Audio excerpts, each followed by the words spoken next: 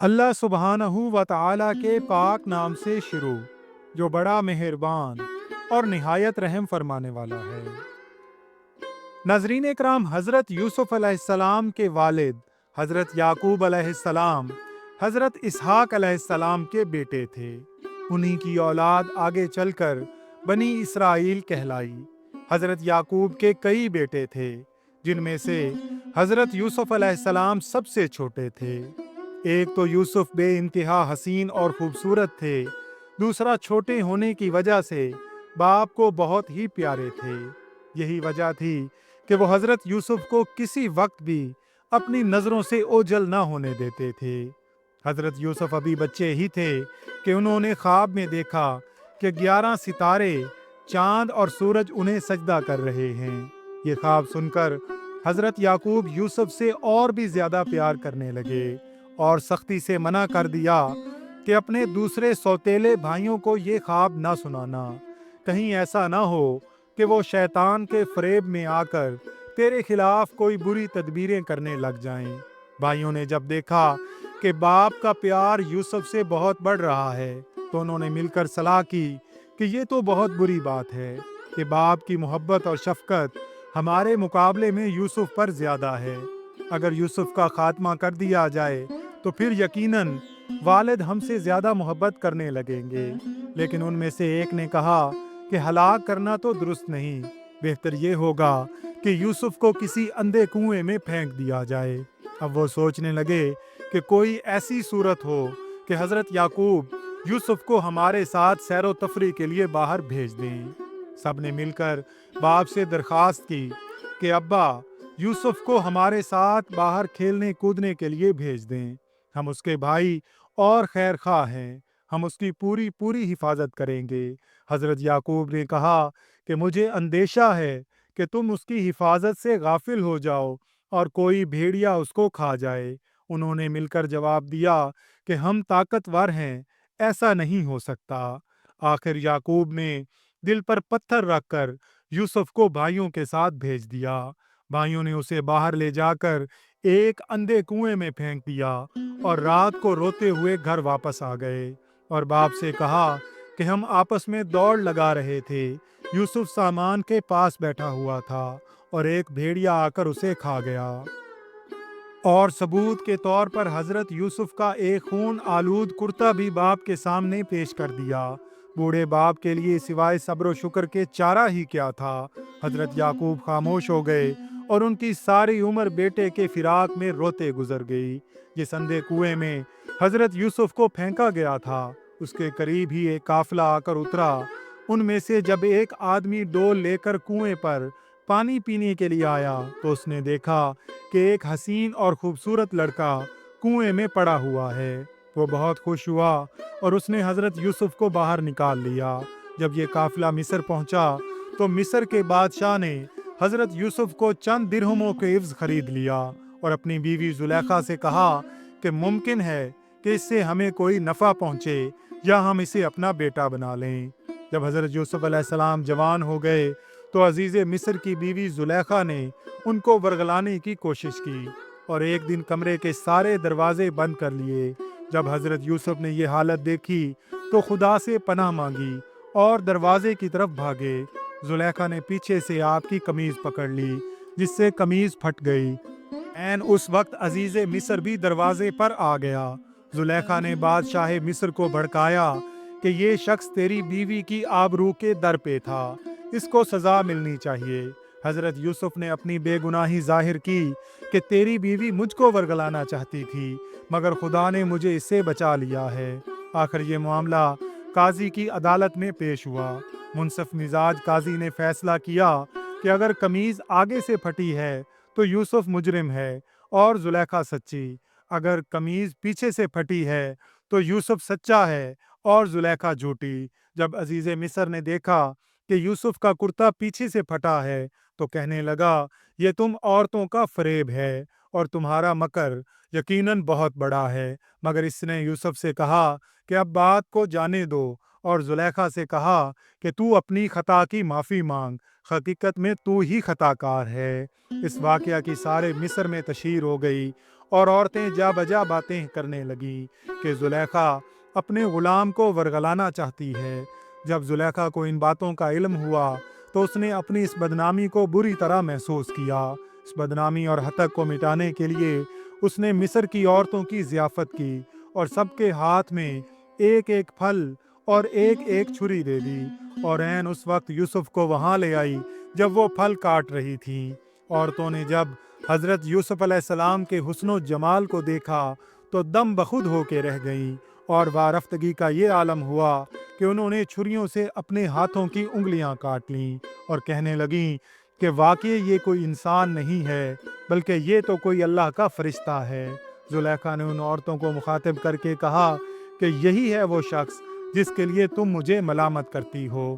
میں نے حقیقت میں اس کو ورگلانا چاہا، لیکن یاد رکھو اگر اس نے میری محبت کو ٹھکرا دیا تو میں اس کو بہت ذلیل کروں گی اور قید کرا دوں گی۔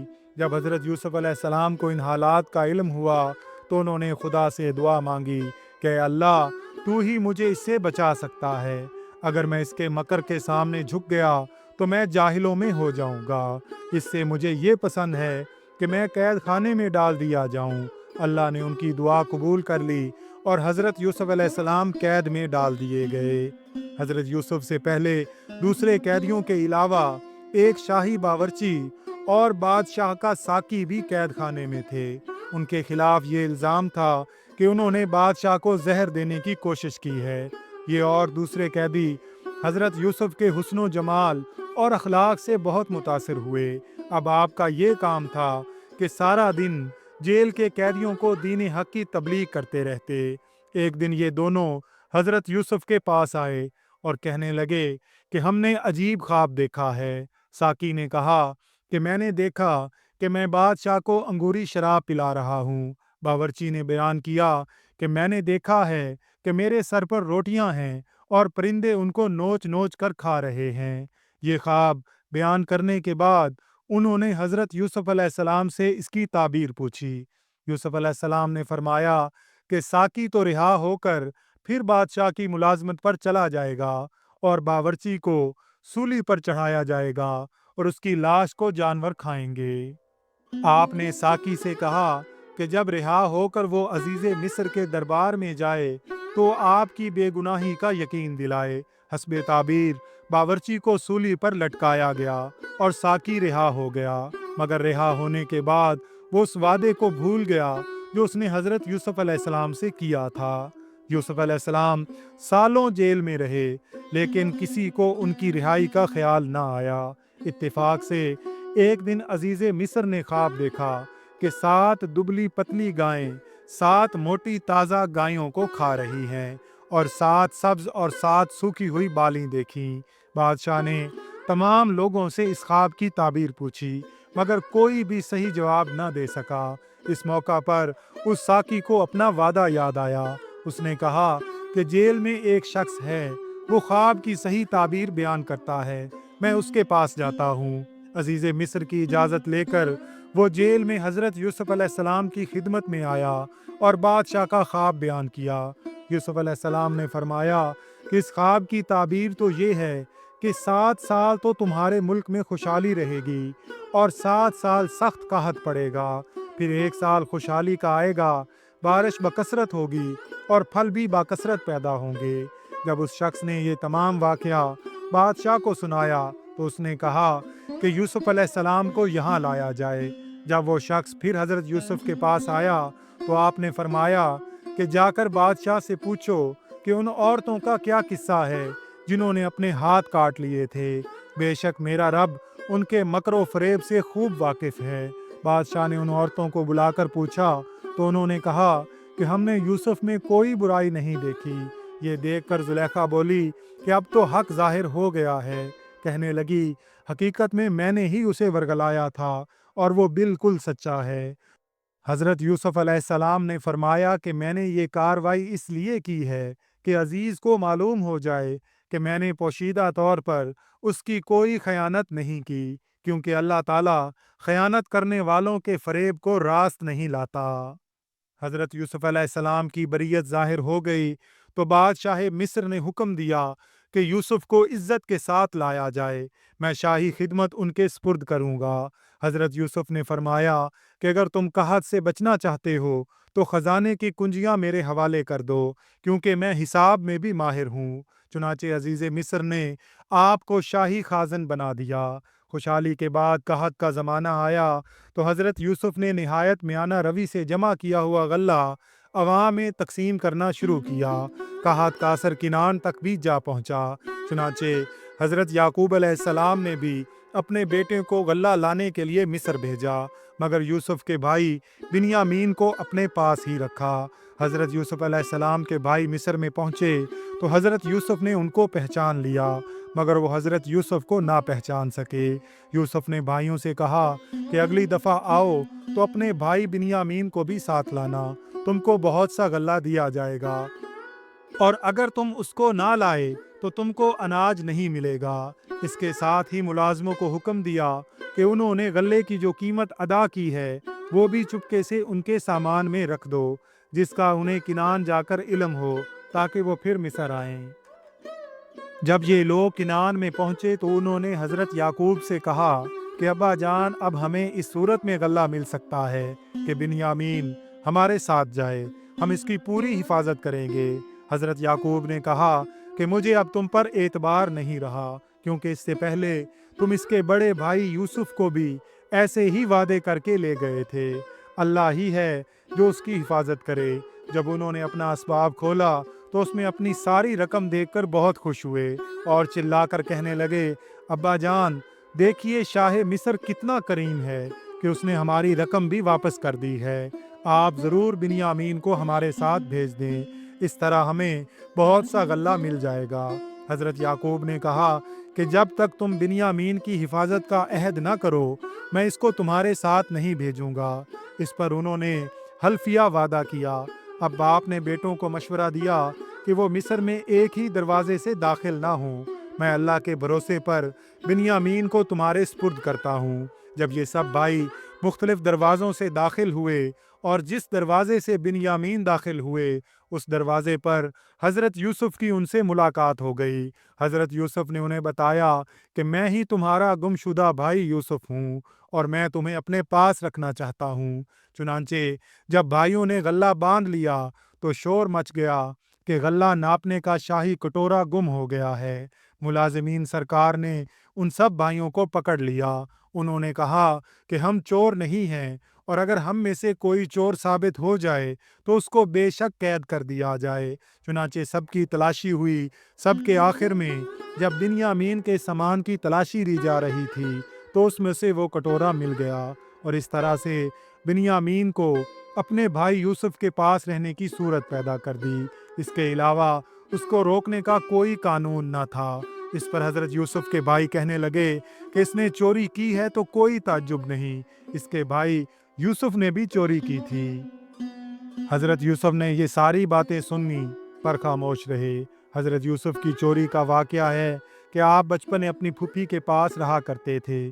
جب حضرت یعقوب نے ان کو اپنے پاس بلانا چاہا تو پھوپھی نے ایک پٹکے کی چوری کا الزام لگا کر آپ کو اپنے پاس رکھنے پر مجبور کر لیا تھا۔ یہ سب بھائی حیران ہوئے کہ اب کیا کیا جائے۔ حضرت یعقوب کو تو پہلے ہی ان پر بھروسہ نہ تھا، وہ سمجھیں گے کہ یوسف کی طرح انہوں نے بنیامین کو بھی ختم کر دیا۔